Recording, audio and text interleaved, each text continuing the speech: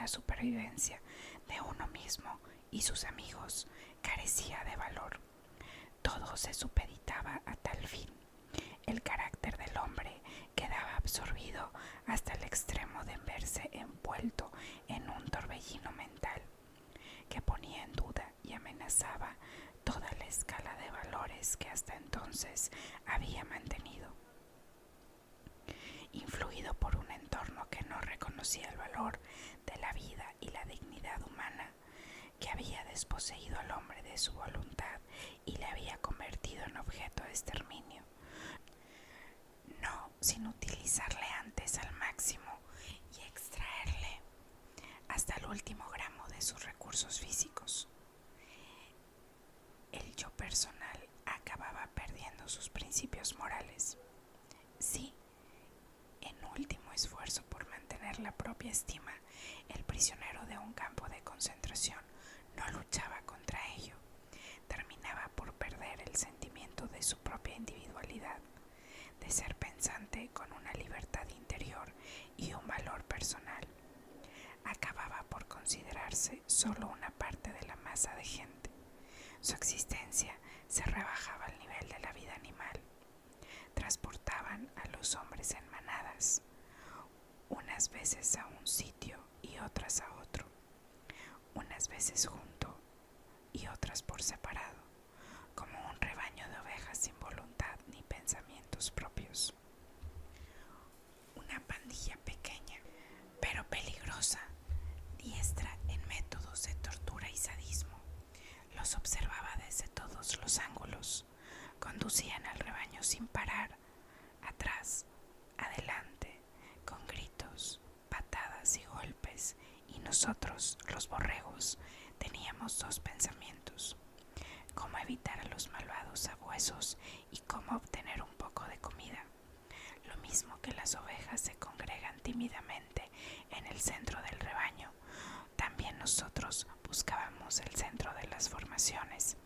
Allí tendríamos más oportunidades de esquivar los golpes de los guardias que marchaban a ambos lados, al frente y en la retaguardia de la columna. Los puestos centrales tenían la ventaja adicional de protegernos de los gélidos vientos. De modo que el hecho de querer sumergirse literalmente en la multitud era en realidad una manera de intentar salvar el pellejo. En las formaciones esto se hacía de modo automático, pero a veces se trataba de un acto definidamente consciente por nuestra parte, de acuerdo con las leyes imperativas del instinto de conservación. No destacar. Siempre hacíamos todo lo posible por no llamar la atención de la SS. Añoranza de soledad. Cierto que había veces en que era posible y hasta necesario mantenerse alejado de la multitud. Es bien sabido que una vida comunitaria impuesta, en la que se presta atención a todo lo que uno hace y en todo momento, puede producir la irresistible necesidad de alejarse, al menos durante un corto tiempo. El prisionero anhelaba estar a solas consigo mismo y con sus pensamientos. Añoraba su intimidad y su soledad. Después de mi traslado a un llamado campo de reposo, tuve la rara fortuna de encontrar de vez en cuando 5 minutos de soledad.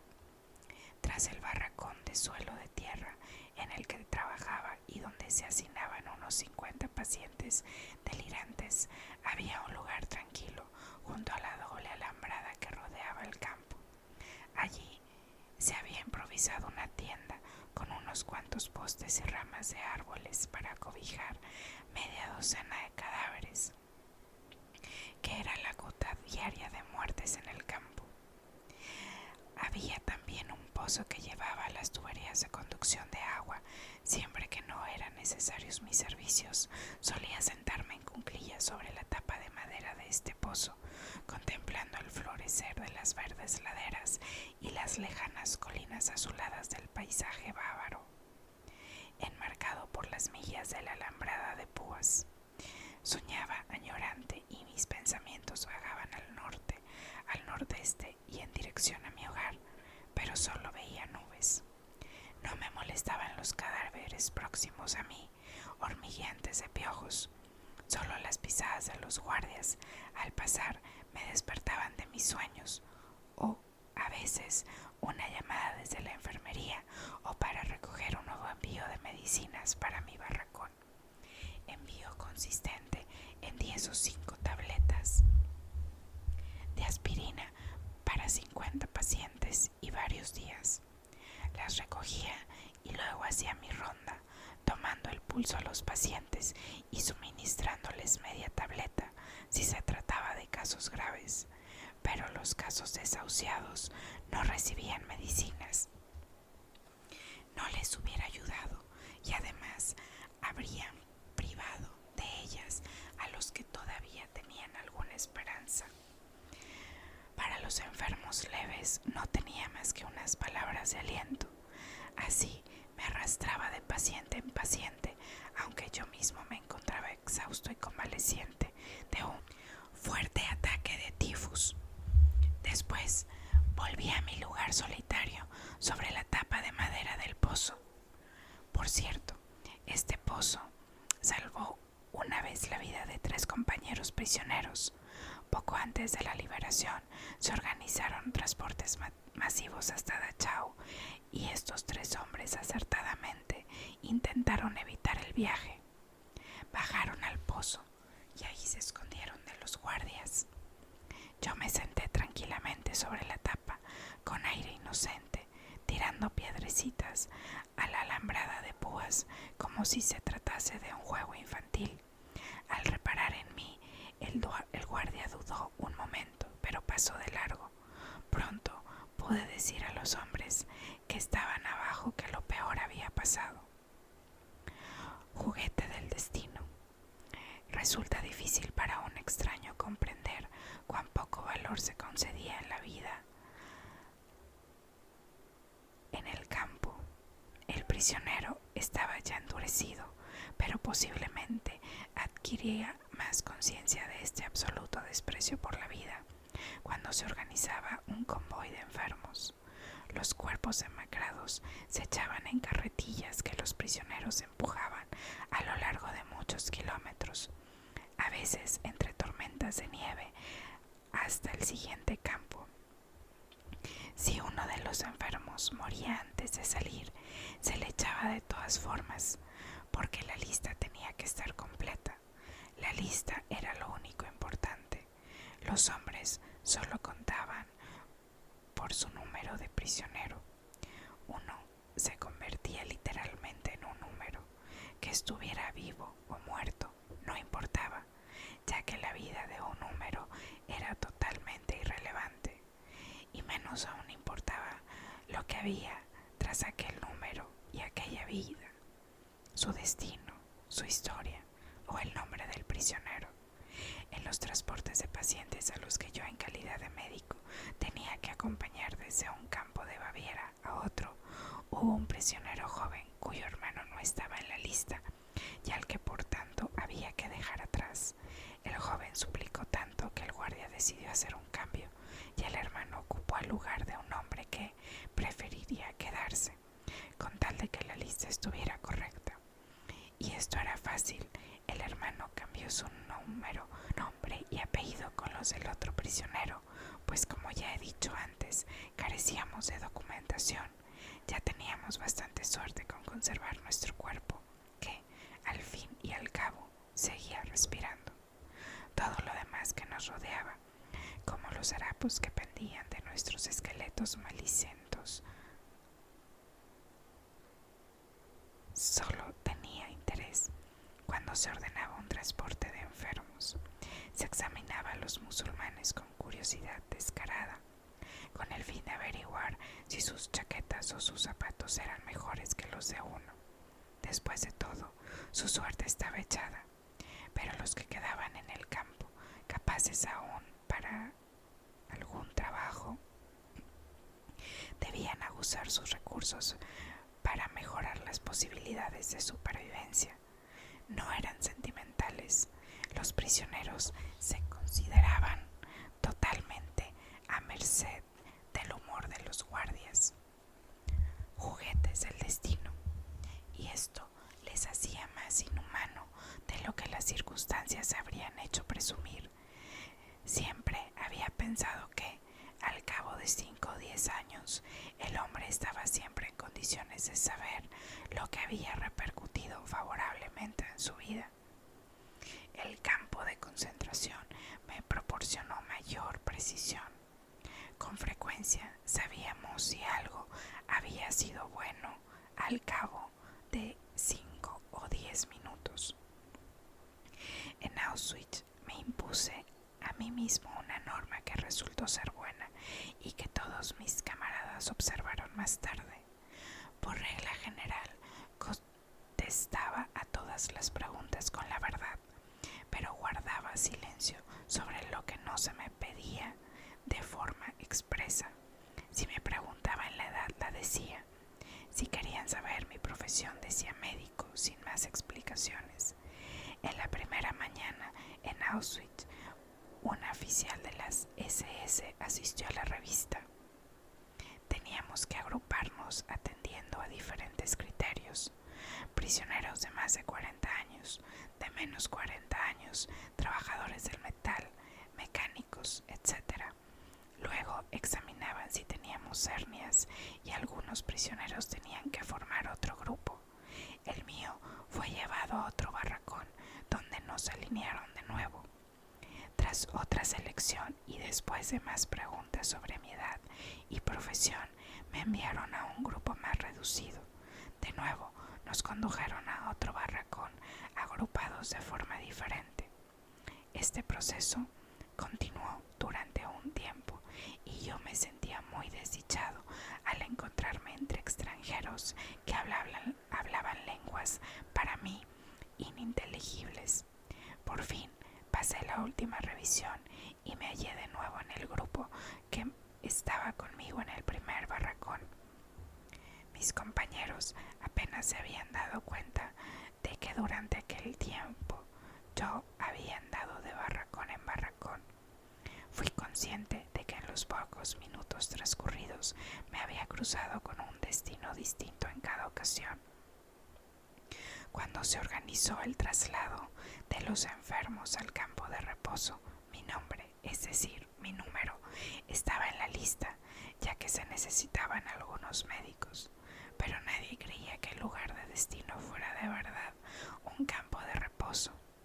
Unas semanas atrás se había preparado un traslado similar y entonces todos pensaron que les llevaban a la cámara de gas. Cuando se anunció que quien se presentara como voluntario para el temido turno de noche sería borrado de la lista, de inmediato se ofrecieron 28 prisioneros. Un cuarto de hora más tarde se canceló el transporte para aquellos 28 prisioneros. Quedaron en la lista del turno de noche. Para la mayoría de ellos significó la muerte en un plazo de 15 días. La última voluntad aprendida de memoria. Y ahora se disponía por segunda vez el transporte al campo de reposo. Y también ahora se desconocía si era un estratagema para aprovecharse de los enfermos hasta su último aliento, aun cuando solo fuera durante 14 días, o si su destino serían las cámaras de gas o un campo de reposo verdadero. El médico jefe, que me había tomado cierto apego, me dijo furtivamente una noche, a las 10 menos cuarto: he hecho saber en el cuarto de mando que todavía se puede borrar su nombre de la lista. Tiene tiempo hasta las 10. Le dije que eso no iba conmigo, que yo había aprendido a dejar que el destino siguiera su curso. Prefiero quedarme con mis amigos, le contesté. Sus ojos tenían una expresión de piedad, como si comprendiera. Estrechó mi mano en silencio a modo de adiós, no para la vida, sino desde la vida. Despacio volví a mi barracón y allí encontré a un buen amigo esperándome. De verdad quieres irte con nosotros?, me dijo con tristeza. Sí, voy a ir. Se le saltaron las lágrimas y yo traté de consolarle. Todavía me quedaba algo por hacer, expresarle mi última voluntad. Otto, escucha, en caso de que yo no regrese a casa junto a mi mujer y en caso de que la vuelva a ver, dile que yo hablaba de ella a diario, continuamente. Recuérdalo. En segundo lugar, que la he amado más que a nadie. En tercer lugar, que el breve tiempo que estuve casado con ella tiene más valor que nada, que pesa en mí más incluso que todo lo que hemos pasado aquí. Otto, ¿dónde estás ahora? ¿Vives? ¿Qué ha sido de ti desde aquel momento en que estuvimos juntos por última vez? ¿Encontraste a tu mujer? ¿Recuerdas cómo te hice aprender de memoria mi última voluntad? Palabra por palabra, a pesar de tus lágrimas de niño. A la mañana siguiente partí con el transporte. Esta vez no era ningún truco. No nos llevaron a la cámara de gas, sino a un campo de reposo de verdad. Los que me compadecieron se quedaron en un campo donde el hambre se iba a ensañar con ellos con mayor fiereza que en este nuevo campo. Había intentado salvarse, pero lo que hicieron fue sellar su propio destino. Meses después, tras la liberación, encontré a un amigo de aquel campo, quien me contó que él, como policía, había tenido que buscar un trozo de carne humana que faltaba de un montón de cadáveres y que la rescató de un puchero donde la encontró cociéndose. El canibalismo había hecho su aparición. Yo me fui justamente a tiempo. ¿No recuerda esto el relato de muerte en Teherán? En cierta ocasión, un persa rico y poderoso paseaba por el jardín con uno de sus criados, compungido porque acababa de encontrarse con la muerte quien le había amenazado. Suplicaba a su amo para que le diera el caballo más veloz y así poder apresurarse y llegar a Teherán aquella misma tarde. El amo accedió y el sirviente se alejó al galope. Al regresar a su casa, el amo también se encontró la muerte y le preguntó: ¿por qué has asustado y aterrorizado a mi amo? Yo no le he amenazado, solo mostré mi sorpresa al verle aquí cuando en mis planes estaba encontrarle esta noche en Teherán, contestó la muerte.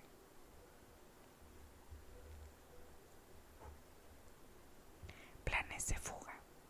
El prisionero de un campo de concentración temía que tomar una decisión o cualquier otra iniciativa. Esto era el resultado de un sentimiento muy fuerte, que consideraba el destino dueño de uno y creía que, bajo ningún concepto, se debía influir en él. Además, aquella apatía que, en buena parte, contribuía a los sentimientos del prisionero.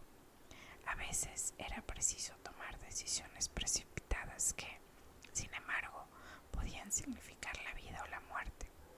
El prisionero hubiera preferido dejar que el destino eligiera por él. Querer zafarse del compromiso se hacía más patente cuando el prisionero debía decidir entre escaparse o no escaparse del campo. En aquellos minutos en que tenía que reflexionar y decidir, y siempre era cuestión de unos minutos, sufría todas las torturas del infierno. Debía intentar escaparse, debía correr el riesgo. También yo experimenté ese tormento.